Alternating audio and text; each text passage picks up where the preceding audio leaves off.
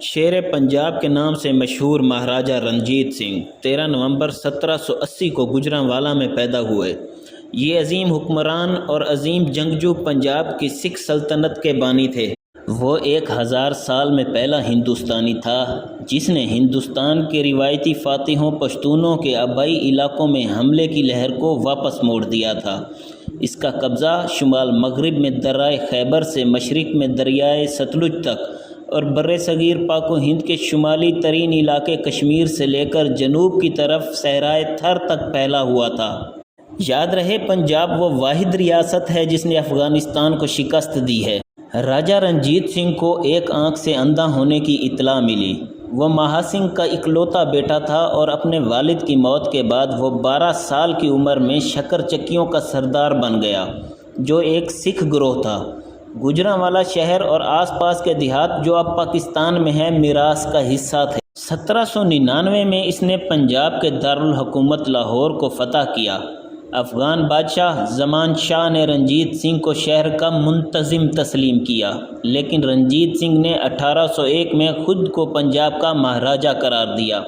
اس کے پاس سکھ گروؤں کے نام پر سکے بنائے گئے اور پھر اس کے نام پر ریاست پر حکومت کرنے کے لیے آگے بڑھے۔ اس نے 1 سال بعد شمالی ہندوستان کے سب سے اہم تجارتی مقام اور سکھوں کے مقدس ترین شہر امرتسر پر قبضہ کر لیا۔ افغانستان کبھی بھی عظیم جنگجو مہاراجہ رنجیت سنگھ کو شکست دینے میں کامیاب نہیں ہوئے۔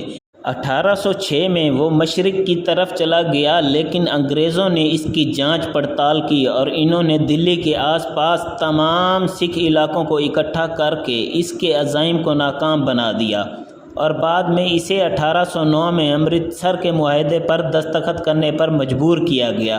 رنجیت سنگھ کی تمام فتوحات اس کی فوج نے حاصل کی، جو کہ سکھوں، مسلمانوں اور ہندوؤں کے کمانڈروں پر مشتمل مختلف مذہبی برادریوں سے حاصل کی گئیں۔ 1820 میں رنجیت سنگھ نے اپنی فوج کو جدید بنانا شروع کیا۔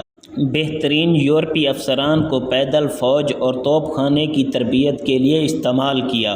جدید پنجابی فوج نے افغانستان کی سرحد پر شمال مغربی سرحد جو کہ صوبہ خیبر پختونخوا پاکستان میں مہمات میں اچھی طرح لڑا اور 1837 میں پشاور پر افغان جوابی حملے کو پسپا کیا۔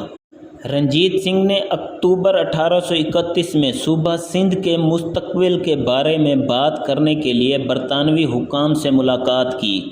انگریز، جنہوں نے پہلے ہی دریائے سندھ پر بحری سفر شروع کر دیا تھا اور اپنے لیے سندھ چاہتے تھے، رنجیت سنگھ کو اپنے منصوبے کی منظوری کے لیے آمادہ کیا۔ دوسری طرف انگریزوں نے رنجیت سنگھ کے گرد گھیرا قائم کرنے کا منصوبہ بنایا، جس نے اسے ناراض کیا۔ 1834 میں اس نے افغانوں کے ساتھ بات چیت شروع کی اور ڈوگرا کمانڈر زوراور سنگھ کی قیادت میں ایک مہم کی منظوری دی، جس نے رنجیت سنگھ کے شمالی علاقوں کو لداخ تک پھیلا دیا۔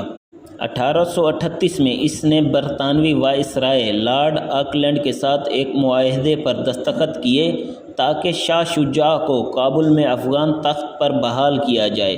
انڈس کی برطانوی فوج معاہدے کے مطابق جنوب سے افغانستان میں داخل ہوئی، جبکہ رنجیت سنگھ کی افواج نے دریائے خیبر عبور کیا اور کابل کی فتح پریڈ میں مارچ کیا۔ اس کے بعد رنجیت سنگھ جلد ہی بیمار ہو گیا اور شہر کو فتح کرنے کے تقریباً 40 سال بعد جون 1839 میں لاہور میں اس کی موت ہو گئی۔ تاہم یہ عظیم مہاراجہ پنجاب کے خالق کے طور پر معروف اور قابل احترام ہیں۔ فقیر عزیز الدین نامی ایک مسلمان، جس نے برطانوی گورنر جنرل جارج ایڈن سے ملاقات کرتے ہوئے دریافت کیا تھا کہ مہاراجہ کی کون سی آنکھیں غائب ہیں، فقیر عزیز الدین نے کہا، مہاراجہ سورج کی مانند ہے اور سورج کی صرف ایک آنکھ ہے۔ اس کی ایک آنکھ کی شان اور چمک اتنی ہے کہ میں نے کبھی اس کی دوسری آنکھ کو دیکھنے کی ہمت نہیں کی۔ تو دوستو، یہ تھی عظیم مہاراجہ رنجیت سنگھ کی کہانی۔